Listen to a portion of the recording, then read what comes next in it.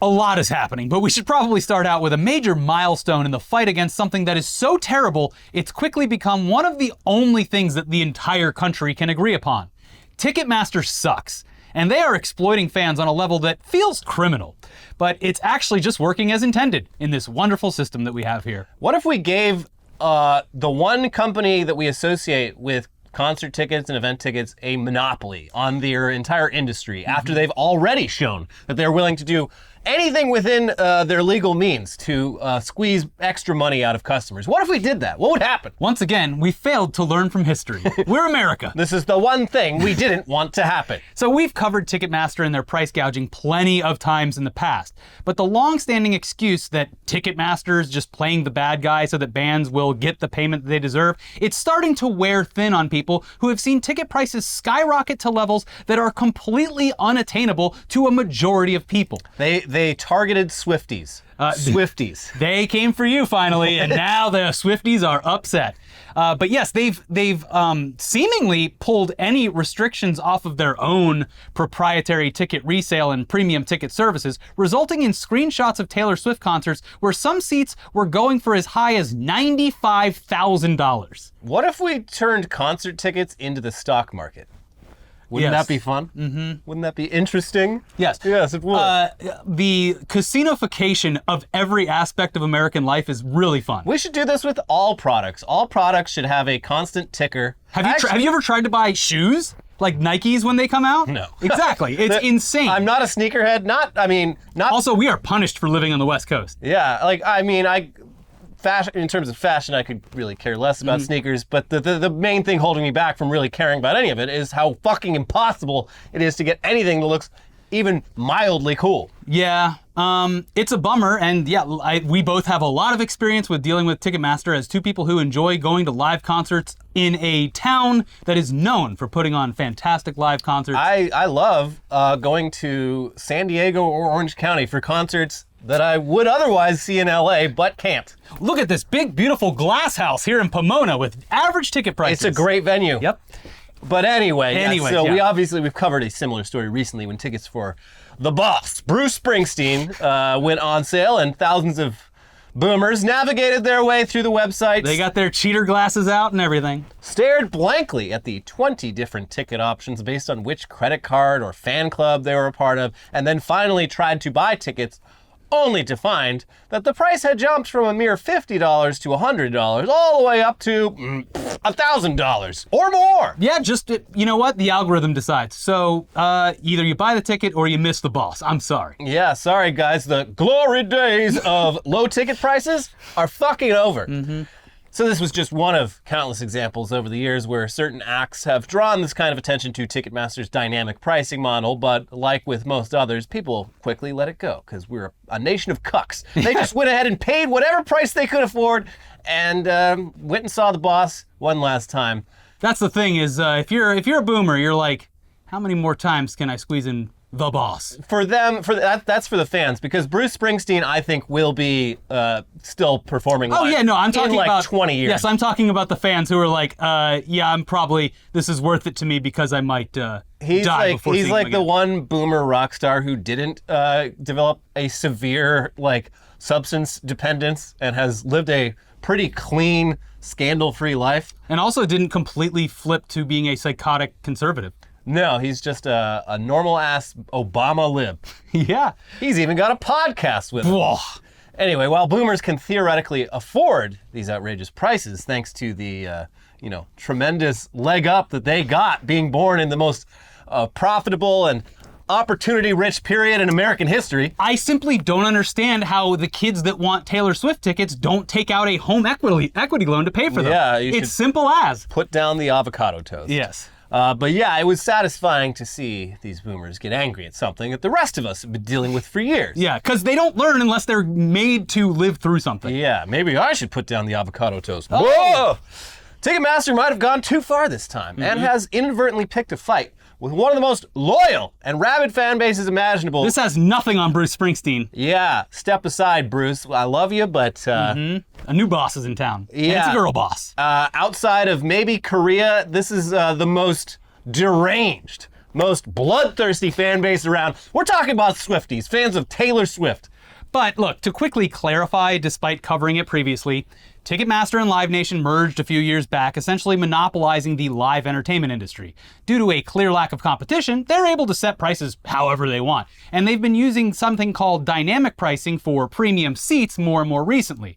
Also, virtual queues that make you feel as though you are guaranteed a spot because you've been waiting in this damn E-line for hours, only to find out that once you finally have access to the ticket portal, the prices have jumped to levels that are, again, unattainable, or there's nothing left. And now you have to buy their verified resale tickets, which they get a cut of both times. And yes, this is all in spite of the fact that you have waited 30 minutes, an hour, 2 hours in a virtual queue. Like a schmuck. So even if you get through and can pick up some tickets, the company can set the face value price and put that out on their advertising, but then let the algorithm analyze the demand and present customers with an estimation of the value of that seat. Yeah, that price we told you originally was the price it would be if you were the only person in the country trying to buy one. Yes. But a bunch of people want it, so yeah. we gotta mess around with it. That little algorithm here. Okay, so this, along with the pointlessly ineffective safeguards like fan passwords, which literally leak on Reddit within seconds of appearing in people's email accounts. Yeah, any concert that has like a fan password, literally just search that concert and Reddit. Yeah, and fan pre-sale. It's just literally security theater, or like for Ticketmaster to be like, we're letting the fans in The first. people leaking that, not real fans. But yeah, these things are presented as ways to deter scalpers. But due to the nature of the very high demand ticket marketplace that is surrounding this country, and just high demand things in general, and the way that they're handled online, this instead seems to result in a price that balloons to a number that is so ridiculous, it would be shocking that even a rich person would buy them. And this is all without mentioning their verified resale program, which literally just capitalizes on outrageous fees during every single transaction. A program that also can artificially hold these prices sky high. But like we said, Ticketmaster might have finally met its match, because the Swifties are not going to take this lying down. No. And their outrage at not having a fair shot at decently priced tickets for their queen has grown to such a scale that politicians are getting involved, and more people than ever are looking into a merger between two Goliaths that maybe should have never happened in the first place. Now here's the New York Times. Several lawmakers aired long-standing criticisms about the size and power of the company created in 2010 by the merger of the two most dominant companies in the live music business: Live Nation, which represents artists, owns venues, and promotes shows, and Ticketmaster, which has the lion's share of the ticketing market. Daily reminder that Ticketmaster is a monopoly, Representative Alexandria Ocasio-Cortez, Democrat from New York, posted in a tweet on Tuesday, writing that the company's merger with Live Nation, quote, should never have been approved. She concluded, break them up. Representative Bill Pascrell Jr., Democrat of New Jersey, wrote in a tweet Tuesday that the, quote, portal is not going well for many Swifties. I'm hearing about site crashes and fans waiting for hours. You'd think all these services and convenience fees could go to a working website. He's right. See, if Ticketmaster was smart, they'd be down in the halls of Congress doing some lobbying, which is just being like, hey, here's some tickets. But they've done that for decades. Yeah. And I think because even conservatives are pretty outspoken on this, and I think that's because maybe the tickets have dried up. They're like, listen, we can't even afford to give you these tickets anymore for leeway because these idiots are buying them for $50,000. Yeah, if Garth Brooks wasn't playing like 30 shows in one city just to meet demand, I'd be real pissed right now. So thank you, Garth. The reporting adds that when Live Nation and Ticketmaster merged, critics warned that the resulting company would become an industry colossus, one that had too much power and was capable of crippling competitors in the ticketing business. In approving the merger, the Justice Department signed a 10-year consent decree with Live Nation that forbade it from actions like using its power over talent to force venues to use its Ticketmaster service. But a Justice Department investigation found that Live Nation had violated that agreement. Oh, really? And in 2019, the company amended and extended the decree. The investigation had focused on rivals' complaints that Live Nation used its power over concert touring to force music venues into forging contracts with Ticketmaster. Obviously. Yeah. Now, the problems for fans persisted throughout this week, and as of when we filmed this episode, fans were still having issues. There's still people waiting in line for Taylor Swift concerts right now. If you're in line for Taylor Swift, stay in line. Stay in line. Ticketmaster was still issuing apologies without acknowledging the greater problems at play here, the problems of their own making. And the problem is, Ticketmaster and Live Nation will keep pushing the limits of decency in order to bring in as much money as humanly possible, while literally being nothing more than a digital ticket booth that can't tell the difference between a normal person and a bot. And maybe that's not a problem that they are eager to fix, because this inflated false demand is bringing them boatloads of cash. Yeah, let the bots fight. Cui bono. Everyone hates Ticketmaster, but sometimes we get to witness an entire new genre or generation discover just how fucked up they are. Yeah. And they're currently dealing with arguably the biggest, most notable, and damning example of their system working as intended. Yeah, and just so you have an example of the types of situations that this is already causing, specifically between parents and teenagers, imagine you have a child that is old enough to go see their favorite singer. Christmas is canceled, Ticketmaster. Do you feel good about that? And you spend all day trying to get them tickets, and then they come home and you're like, I'm sorry, this website is run by crooks. So here's an example from the Associated Press, who interviewed some of these parents. It was sad. It was so sad, said Vivica Williams in Clarksville, Maryland. She lost out trying for her 14-year-old daughter and a friend. The girls were in gym class when the tickets went on sale, so mom was tasked with the job. The Philadelphia show was going to be a birthday present. Quote, they were so excited. I tried to get on, and I tried to get on it. It crashes, and it crashes, and it crashes, and it crashes. And so finally, eventually, I get in the queue, and I'm like, yay! Then, oh, there are 2,000 plus people ahead of you in line, Williams said. She was kicked off the queue 4 or 5 times, having logged on about 9:30 a.m., which was 30 minutes ahead of the sale. Quote, I never got past 2,000 plus people in line. So finally, around 2:30 p.m., I gave up. I'm like, forget this. I'm an adult person. I can't sit here all day with Taylor Swift on my phone. Damn, and you know that daughter came home and she's like, well, and the mom's trying to explain, like, I tried, I devoted my whole day to it. And it's like, I hate you. Mom, you always ruin everything. I hate you. I wish I didn't have you as a mom. They don't know because they're stupid teenagers, Yeah. but that would emotionally destroy me as a parent. Yeah. Yeah. Yeah. So there was also a completely separate interview with another parent trying to snag tickets who told the press that, quote, my 20-year-old said, even if you don't get them, I still love you. Okay, you're 20 years old. Yeah, I know. Typically, I'd say you're 20 years old. Buy your own fucking tickets. But we're actually not sure how many 20-year-olds have an extra $1,500 per seat lying around. Very, very few. Yes, That's this a good is- point. Yeah. If anyone's paying for it, it's probably going to be mom. Much like with insurance, you need to be on your parents' Ticketmaster account until at least 25. Yeah. Yeah. So that's insane. I do want to point out, though, that I have tried my hypothesis, and it has worked perfectly every single time. Now, to bring you up to speed... You're never going to get everything you want, but... To bring you up to speed, a bunch of bands all started coming around because the pandemic was quote-unquote over. Regardless of what you think about that, bands were still coming around. Buying tickets when tickets went on sale. Man, there's some bands that I really want to see. So I tried it, and boy, wouldn't you know it, the day that band played, the ticket prices had dropped to maybe face value, maybe a little bit higher. So I stopped doing that. And I have gone to 4 shows now. And I bought tickets day of every single show for either face value or just above. And these are highly sought after, multiple day sold out shows. Turnstile, 2 nights sold out, got into that right out of the gate, like the day of. Mars Volta, same thing. Like, it's like how I used to, they changed it, but yeah, up until a few years ago, you could just walk up to Dodger Stadium like after the first inning. Right. They were just like giving tickets away, basically. Like, I don't know, $3. Come on in. well, yeah, I mean, we all long for the days when you'd go to the local punk rock show and they just have a little tin box there to put your $5 in. Yeah. But times are different. Yeah. Taylor Swift's going to have a lot of production. She's going to have 18, 20 semis out there all filled with all kinds of shit. She's doing the whole discography on this tour, guys. But Taylor's version. Yeah, it's Taylor's version. Yeah. Fuck off, Scooter Braun. This is Taylor's version. If you're Ticketmaster, you're wondering, do I want to fight Taylor Swift fans? Because they took down an entire publishing They have shown deal. what they are capable of. And you should be cowering in fear. And this is all, as far as fandom goes, it's kind of hyper-focused here right now because, as we all know, BTS has joined the military. That's right. So, I mean... There's a power vacuum in the fandom space. Yeah. Taylor Swift fans are basically ISIS. Yeah. Anyways, over in news that feels like it should be bigger than it actually is, because it kind of landed with a big old thud. Yeah, everyone was just like, okay, loser. You're not going to believe this, but Donald Trump officially announced that he's, get this, he's running for president of the United States in 2024. And the crowd goes, come on, come on. Where's everybody going? What are you doing? Huh? Yeah, the crowd goes mild. Wow.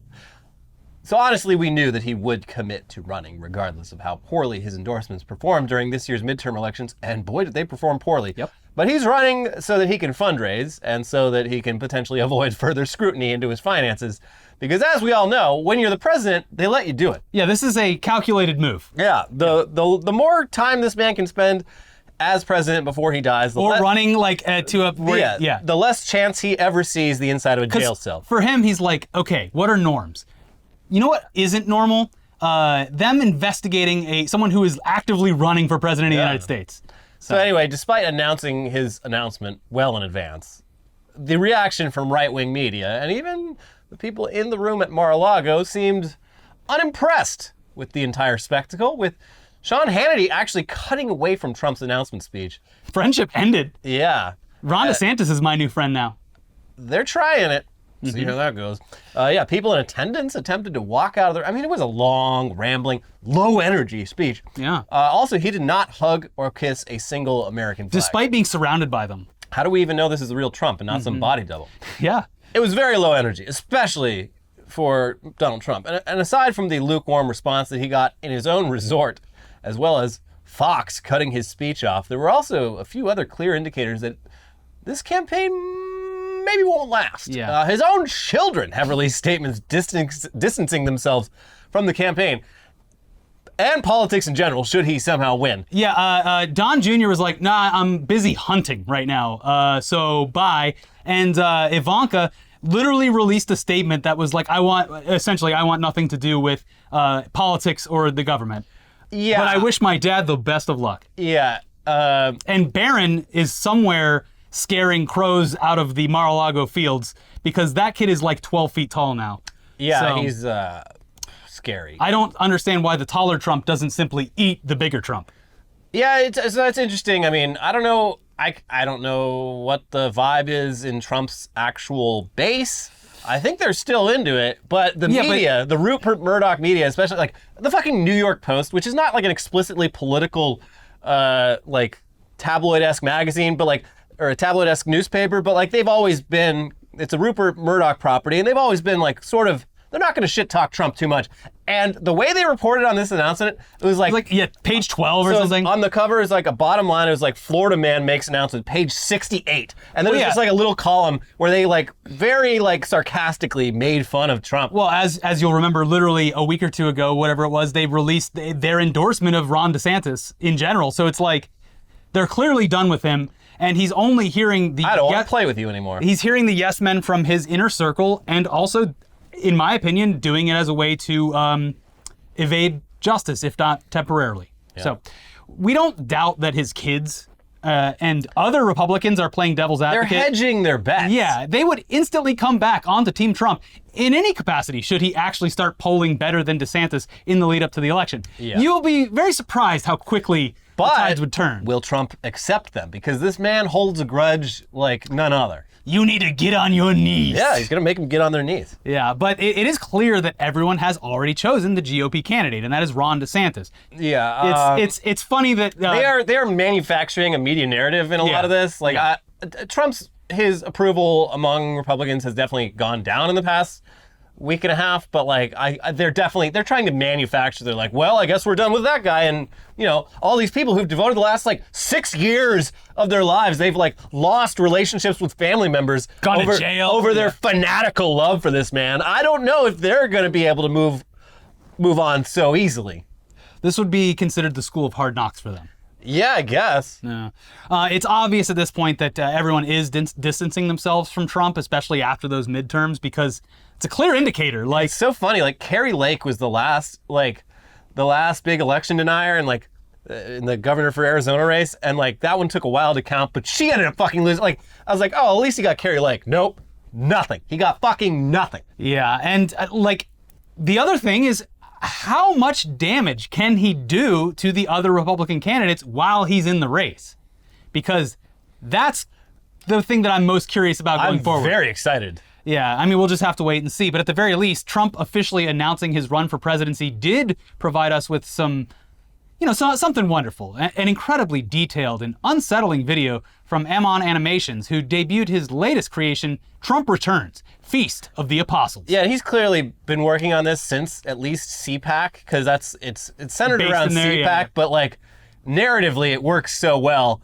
It even capitalizes on the DeSantis-Trump rift, and the modeling is both hyper realistic, unsettling, horrific. and disfigured in some scenarios. Yeah. It's very you're gonna love it. We're gonna put a link below, but yeah, it's fantastic. it's work. Lovecraftian. But yeah, the rest of the news today is kind of all over the place, but you'll be fine because it's mostly stuff we've been talking about at length over the past few weeks. So if you're new to the channel, sorry, fuck you, I guess. No, watch all the old stuff. I made a Elon Musk Twitter playlist called Musk Watch. So Oh, good. Yeah. Now, having said that, let's hold off on Elon and Twitter and FTX and NFTs and all the other abbreviations for just a moment, because Facebook, or Meta, has given us a brand new, totally unique reason to absolutely despise their company once again. A new reason to hate Facebook just dropped. Yeah. They're bringing Biggie Smalls back from the dead. Oh, and they're putting him in the metaverse. Oh, and look, we're not religious by any means, but there's just something a little unsettling about trapping a dead rapper's soul in a video game. Yeah, It seems wrong. it does seem wrong, right? It's like, I mean, whether or not you believe in ghosts, you want to hedge your bets at least, and like, this is not something I would do. Even though I don't necessarily believe in the supernatural, because, you're tempting this fate seems here. like a Yeah. great way to have the ghost of Biggie Smalls come back and terrorize you. I believe in karma more than ghosts, and I don't want to fuck with either of them. But anyway, Mark Zuckerberg seems to think that all Horizon Worlds needs are a few dead celebrities, just sort of there. Yeah. Anyway, here's Consequence of Sound with more on this. The Notorious B.I.G. will become a true-to-life, hyper-realistic avatar in a forthcoming virtual reality concert coming exclusively to Meta's VR and Facebook platforms. The Notorious B.I.G. Sky's the Limit, a VR concert experience, is set to premiere December 16th in honor of what would have been the late rapper's 50th birthday. It will, quote, feature the avatar Biggie spitting through beloved classics from his discography. Additionally, he'll lead fans on a VR experience in Meta Horizon Worlds in The Brook, a virtual recreation of his Brooklyn hometown in the 90s. With Biggie's speaking voice performed by writer and music journalist Torre, the VR experience will be a narrative journey through a day in the rapper's life. Surely this will be the thing that sends people out to the stores to pick up those now overpriced headsets and really start living. I just there's so much happening here. First of all, so they saw what Fortnite did. Yeah. With, what was it, Travis Scott. They've done like 5 of these now, yeah. So they saw that and they're like, hey, how many cool contemporary artists can we attract to our hip new platform? Anyone? All right, well, let's start calling up people's relatives of dead artists who can't say no based on optics and this being just inherently uncool. Let's do that. Yeah. They literally had to... We'd have to, in order for this to work, we'd have to find a celebrity or an artist that doesn't hate Facebook because they don't know it exists. Well, it's like they're fans, and yes, I know Facebook owns Instagram, which still has it still has, the youth still use it. Yeah. But Meta and this Horizon Worlds thing, clearly they are targeting their core audience, which at this point is Gen Xers and Boomers. There you go. Cool. Anyway, now we can talk about Twitter, and there's not too much to update you on when compared to all the shit that took place over just the past weekend. But there was more of Elon's managerial skill set being publicly shared and shamed as he appeared to draw a line in the sand for all the remaining talent at Twitter. Sacrifice your life to this social media app or get the fuck out. This is, by the way, after he's gone on a massive firing spree and seeming to take some weird enjoyment of it, and his fans enjoying of it too. We talked about this in the last video. Elon, fire him. Yeah. You get it. But this includes people that have attempted to correct his blatant mistakes or falsehoods, telling him, hey, you're actually wrong about the platform that you own and think you're correct about, like, this is actually Get what needs to out! be fixed, you're fired. So yeah, it sounds like a very cool, stress-free environment that isn't going to be shedding all of its top talent for the foreseeable future. But here's CNBC with more.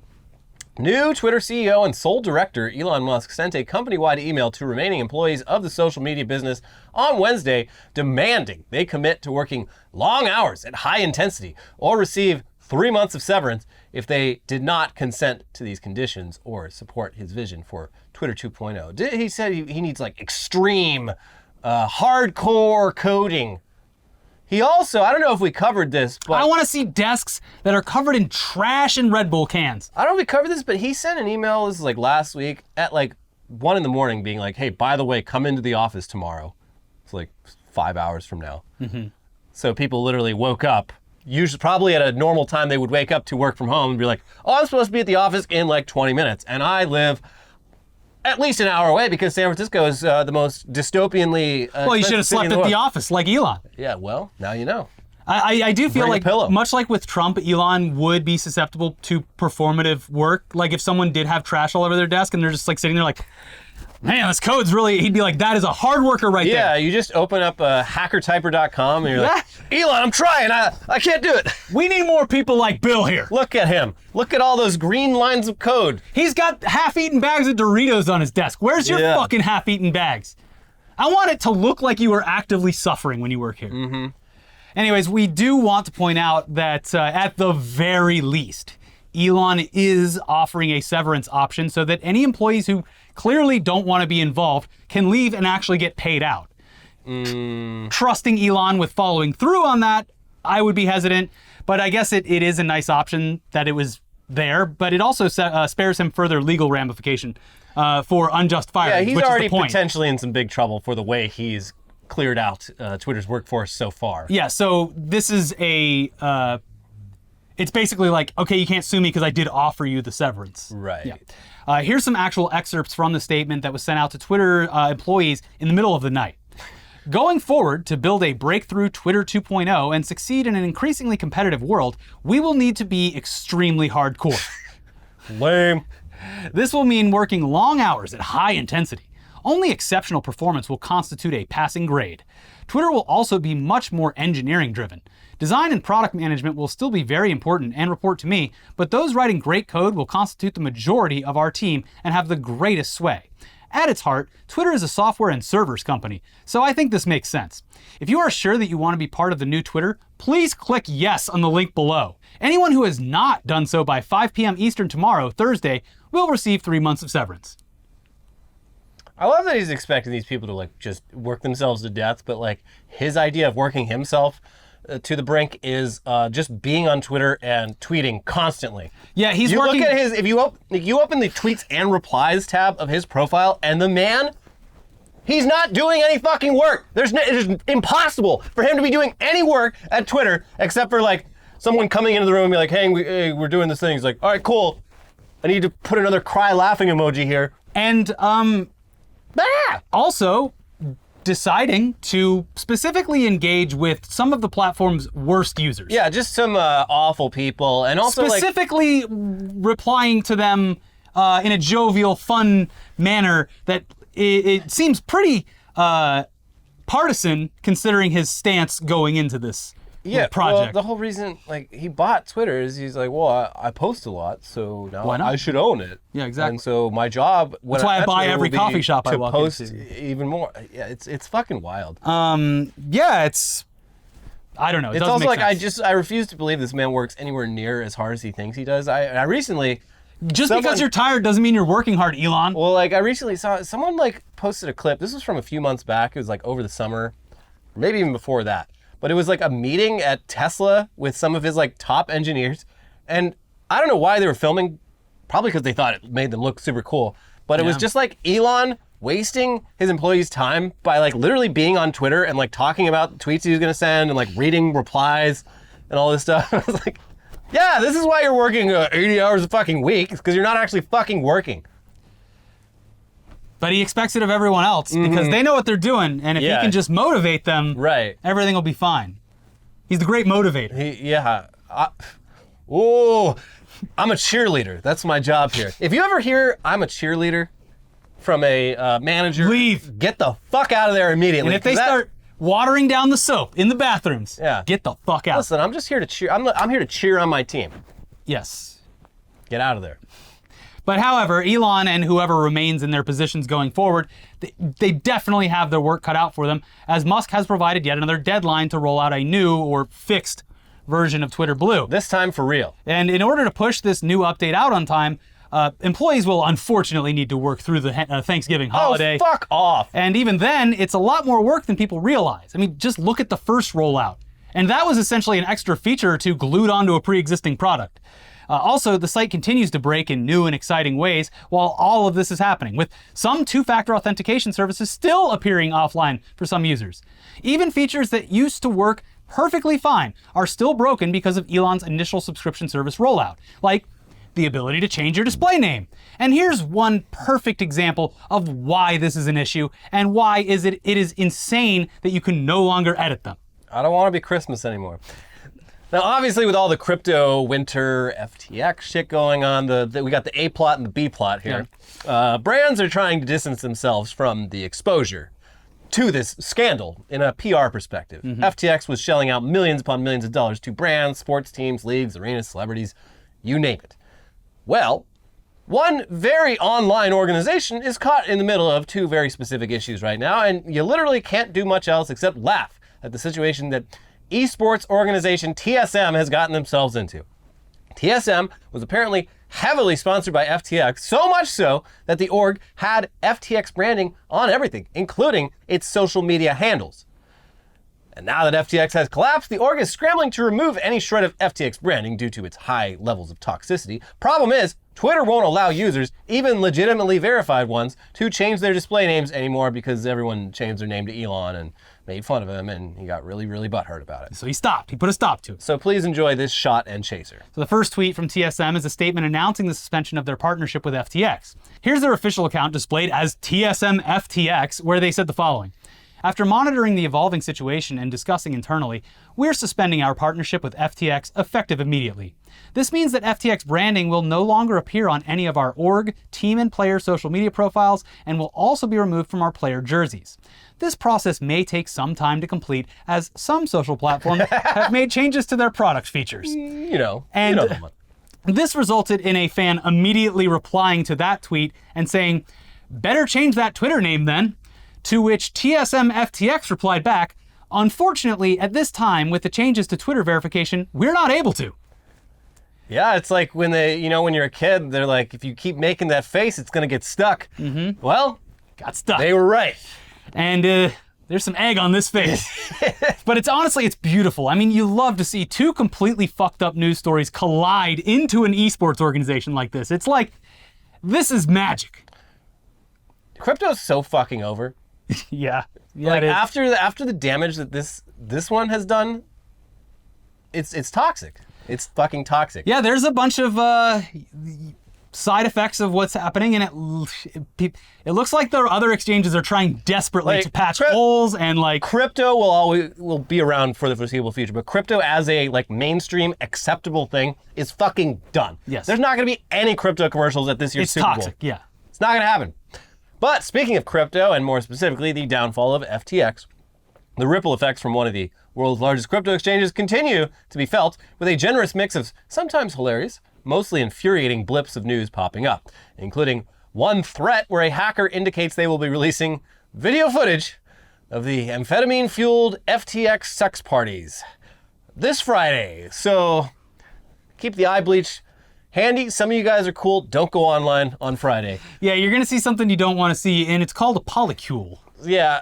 But over on the actual financial side of things, the lawsuits against FTX have begun. And consumers are not just going after the company itself. They are dragging every celebrity who endorsed the platform along with them. Even Larry David. Oh, my Larry. Who should be thrown out of this lawsuit simply because his character in those ads is literally a crypto skeptic who believes this is all bullshit. Yeah. Which is true to form for Larry David, the person, and Larry David, the character. We were talking about it before we started filming, but it seems like something Larry David would do to be like, I have to have creative control, and I want it to seem as though I don't want anything to do with this. We'll make it funny. Sure, whatever. Put me in But the I'm not going to directly endorse it. Make me the guy who says this is all bullshit, because you're describing it to me, and I do think it's bullshit, but I'll take your money because I'm Larry David. Yeah, and he would strike me as the one celebrity who was like, no, you'll pay me in cash, not fucking FTX coin. Right. Yeah. Anyway, here's Variety with more on this lawsuit. Celebrity promoters of now bankrupt cryptocurrency exchange FTX, including Larry David, Tom Brady, Gisele Bundchen, Shaquille O'Neal, and Stephen Curry, have been named in a class action lawsuit accusing FTX and its brand ambassadors of deceptively encouraging consumers to invest in the company. In a complaint filed November 15th in Florida Federal District Court, Edwin Garrison, an Oklahoma resident who says he purchased a yield-bearing account from FTX, seeks to represent a class of thousands, if not millions, of consumers nationwide who were allegedly defrauded by the company. The lawsuit alleges FTX and ex-CEO Sam Bankman-Fried, who are also named as defendants, used the celebrity endorsers to target unsophisticated investors in a Ponzi scheme to keep the crypto exchange afloat. Also named as defendants in the suit are the Golden State Warriors, which entered into a promotional deal with FTX this year and emblazoned the company's logo on its court at San Francisco's Chase Center, Udonis Haslem, David Ortiz, William Trevor Lawrence, Shohei Ohtani, Naomi Osaka, and Shark Tank man, Kevin O'Leary, who has been on a PR tear. Guys. So the defendants named in the suit, quote, either controlled, promoted, assisted in, or actively participated in FTX's business, per the lawsuit. Crypto's fucking dead. Even if this lawsuit doesn't go anywhere, it will have a chilling effect. Yeah. Because it shows that these people are, these crypto losers are willing to take out their justifiable frustrations on anyone who may have led them into this financial trap. Yeah. But cold, hard crypto and cash aren't the only things that were seemingly wiped out by the collapse of FTX, because FTX also ran what appeared to be a legitimate NFT marketplace, a place where well-established brands could feel safe, because FTX was legitimate and nothing could go wrong. Didn't you see how much outreach he was doing with governments? That Sam Bankman-Fried is such a wholesome young boy. I bet he's not into any weird sex shit on his little fucking compound in the Bahamas. I bet he's not in a polycule. I bet none of that. I bet he's not snorting amphetamines and having group sex, because he's a good boy, that Sam Bankman-Fried. Yeah, but look, FTX, clearly a legitimate exchange. Obviously, their NFT marketplace, gotta be legitimate. But oops! Because earlier this year, Golden Voice and FTX made headlines when they announced a partnership that would allow users to purchase digital NFT keys to Coachella for a fee that, while high, made sense to some enthusiasts, considering what you were getting in return. Lifetime access to the festival, and in some cases, lodging and other perks. I mean, take away the NFT aspect of it, and it's cool. At least it has a utility. Yeah. So look, it kind of makes sense. At least there's a utility to it. It's like, okay, nice. You get the little motion graphic, but you also get something. Yeah, you're actually buying something that has real world value. Yeah, your blockchain receipt actually is worth something in this one scenario. Unfortunately, the collapse of FTX has apparently trapped millions of dollars worth of these Coachella NFTs with no way for users to withdraw them. They're encased in the FTX. I know you can't see them, and you can't access them, and you certainly can't use them, but I want you to know that you are safe knowing that somewhere on that blockchain, the transaction exists. Yeah. Here's Billboard. The collection included 10 NFT Coachella keys, which granted lifetime access to the festival and VIP perks such as luxury experiences and exclusive merchandise. Many of those NFTs now appear to be stuck and inaccessible on the defunct exchange. Quote, like many of you, we have been watching this news unfold online over the past few days and are shocked by the outcome, said a Coachella staff member on the festival's Discord server. We do not currently have any lines of communication with the FTX team. We have assembled an internal team to come up with solutions based on the tools we have access to. Our priority is getting Coachella NFTs off of FTX, which appears to be disabled at the moment. We're actively working on solutions and are confident we will be able to protect the interests of Coachella's NFT holders, said Coachella Innovation Lead Sam Schoonover in a statement sent to Billboard. So the knock-on effects have been disastrous, with billions of dollars locked up and little prospect of recovery. Among those assets are several NFTs released through the FTX platform, including NFTs from Coachella and Tomorrowland. One collector told Billboard he was able to withdraw his Coachella key to his own wallet just days before FTX went bankrupt, but many others have not been so lucky. Anyone who kept their NFT on the FTX platform currently has no access to those NFTs. The last update from the Coachella team, which was issued on Saturday, November 12th, advised users against interacting with any FTX product and recommended they sign out of all FTX accounts. Just count this one as a loss, guys. Trust me. Listen, we're sorry. And yes, this is going to be a mess to clean up and actually verify who the fuck owns these things, considering, I don't know, your accounts might be deleted entirely. Yeah, come to think of it now in hindsight, we should have just done this, but like have it attached to like your fucking government ID or something like that. There's really no reason to put this on the fucking blockchain in the first place. Literally like an actual golden ticket or something that won't rot away that you can just bring and scan. Like the thing that's in your phone that you can like scan and pay with. NFC. Or just, we were screwed up. We thought you said NFC. Or just have a fucking directory of who owns what. Yeah, if people are spending, hundreds of thousands or millions of dollars on Coachella experiences, they probably have someone that they can contact directly. Yeah. Mm-hmm. Anyways, moving on to some good news. You ready for good news? The Artemis launch, despite being delayed several months, actually happened last night, and it was successful.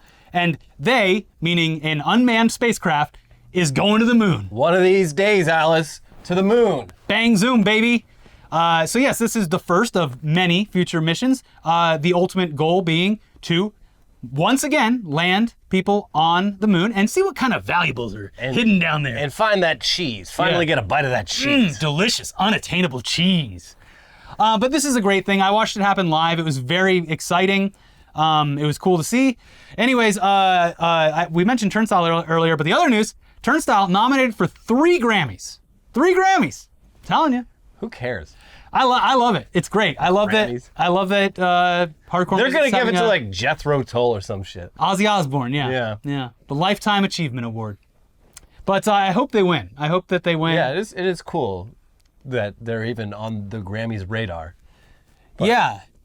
Yeah. Well, I think they have a good chance of winning because, as I've said before, the last time I heard about someone that was involved in Grammys voting, it was like literally their kids fill it out for them.